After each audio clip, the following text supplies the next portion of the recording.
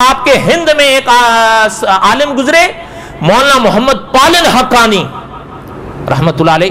آپ تو شاید نہ مانے، یہ پہلے قوال تھے، قوالی کیا کرتے تھے، غالباً 50 سال تک قوالی کرتے رہے اور انگوٹھا چھاپ. لیکن اللہ ذو الجلال والاکرام نے جو کایا پلٹی تو ان کے ہاتھوں سے اللہ تعالیٰ نے کم و بیش 12 کتابیں لکھوائی ہیں، اور اتنی ضخیم کتابیں کہ بعض کتابیں 1600 صفحات کی ہیں.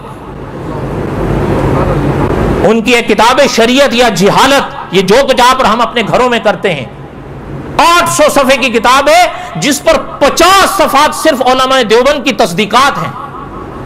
میرے حال میں آپ اور میں تو وہاں ہوتے تو کہتے جی نہیں جی یہ تو جاہل ہے، یہ تو مدرسے کا پڑھا نہیں، یہ تو قوالی کرتا رہا، یہ کیسے کتابیں لکھ رہا اور آپ تصدیق کر رہے ہو. اور اس کتاب کے اوپر تصدیق قاری طیب صاحب رحمۃ اللہ علیہ کی ہے، جو محتمم تھے دارالعلوم دیوبند کے.